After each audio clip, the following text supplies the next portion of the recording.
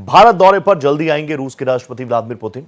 Putin के दौरे की तारीख का जल्द ऐलान हो जाएगा, लेकिन ऊपरी तौर पर यह फिक्स हो चुका है कि पुतिन भारत आएंगे।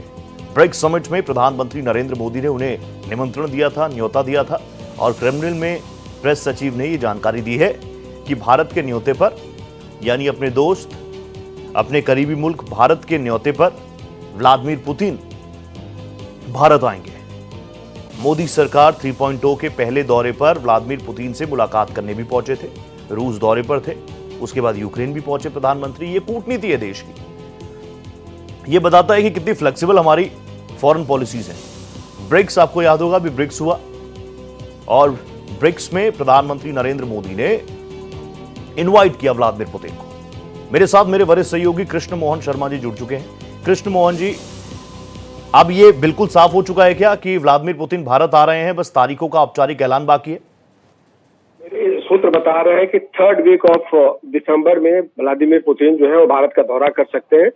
और उनको जिस तरीके से 3 मौके पे मुलाकात हुई और प्राइम मिनिस्टर ने उनसे कहा कि आप भारत आइए, और चूंकि prime minister Modi Vladimir Putin से मिलने खुद रूस गए थे, तो ऐसे में लगता है कि रूस और यूक्रेन के बीच जो तनातनी चली है, तो अब पुतिन भी चाहते हैं कि कोई देश इसमें मध्यस्थता करे और इसका कोई एक शांति से हल निकले।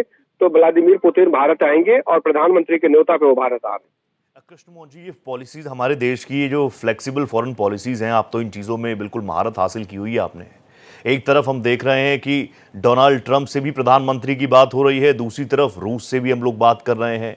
ज़ेलेंस्की भी उम्मीद भरी निगाहों से भारत को देख रहा है।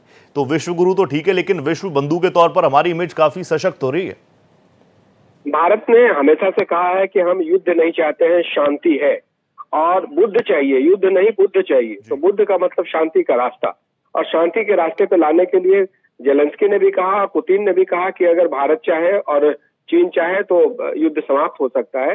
तो ऐसे में मान लेना चाहिए कि भारत की जो पहल है ज़ेलेंस्की और पुतिन के बीच में, उसमें मोदी जी बात करके और इसका हल निकाल लेंगे। और ऐसे जो जितने राजनीतिक जानकार हैं वो भी मानते हैं कि इसका हल अगर कोई निकाल सकता है तो मोदी के नेतृत्व में भारत ही निकाल सकता है।